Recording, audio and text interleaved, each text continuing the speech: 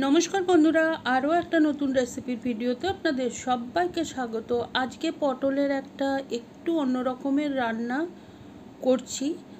আর পটলের সিজন তো প্রায় শেষের দিকে চলে এলো। যারা পটল ভালোবাসেন তাদের কথা আলাদা, যারা ভালোবাসেন না তারা তো এতদিনে পটল খেয়ে খেয়ে বোর হয়ে গেছেন আমার মতো। তো সেই জন্যে ভাবলাম যে একটু অন্যরকম কিছু করি আর রেসিপিটা শেয়ার করি আপনাদের সাথে। আশা করি আপনাদের ভালো লাগবে। তো আসুন দেখে নিই রেসিপিটা। নিয়েছি 250 গ্রামের মতো পটল, আর ভালো করে ধুয়ে এখন খোসাটা ছাড়িয়ে নিচ্ছি। খোসাটা কিন্তু পুরোপুরি ছাড়াবো না, উপরের যে চকচকে অংশটা সেটা ছুরির পেছন দিক দিয়ে একটু চেঁচে পরিষ্কার করে নিচ্ছি, আর বাকি খোসাটা কিন্তু থাকবে। আর আপনাদের অপছন্দ হলে আপনারা কিন্তু ছাড়িয়েও নিতে পারেন। তারপরে বোটা আর ডগার দিকের শক্ত অংশটা কেটে নিয়েছি, আর এখন গ্রেট করে নেব।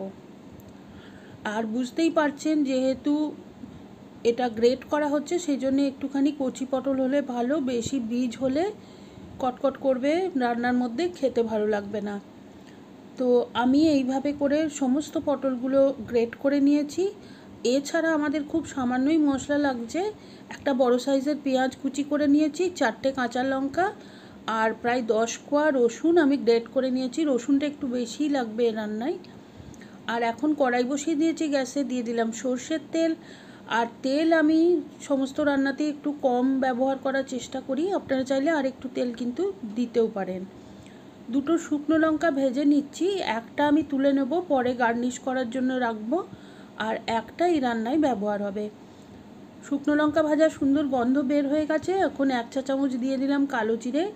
কালো জিরেটাও একটু ভাজা হয়ে যাওয়ার পরে দিয়ে দিচ্ছি গ্রেট করে রাখা রসুন আর কাঁচা লঙ্কার কুচি।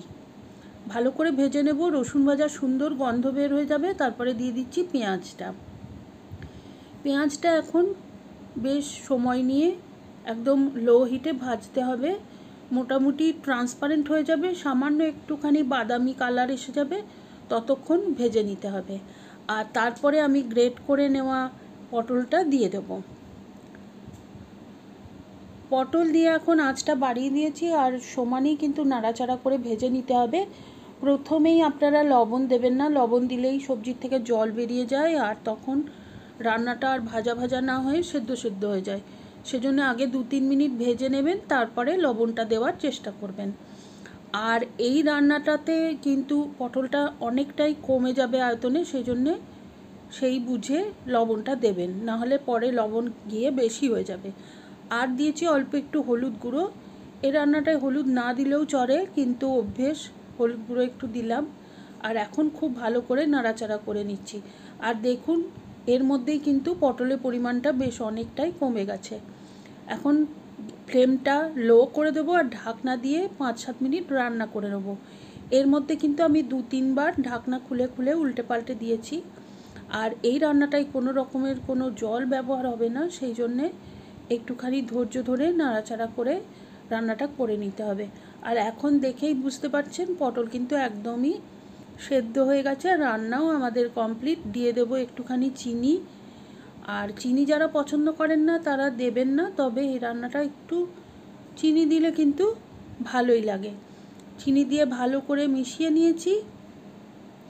আর এখন আমি গ্যাসটা অফ করে দেব, আর ওই যে শুকনো লঙ্কাটা ভেজে রেখেছিলাম সেটা দিয়ে সাজিয়ে পরিবেশন করব। গরম ভাতে অপূর্ব লাগে, রুটির সাথেও ভালো লাগবে। আপনার বাড়িতে অবশ্যই ট্রাই করবেন, কমেন্ট করে জানাবেন কেমন লাগলো। রেসিপি বানালে ছবি শেয়ার করতে পারেন আমার ফেসবুক পেজে। আর রেসিপিটা ভালো লাগলে please like, share and subscribe my channel.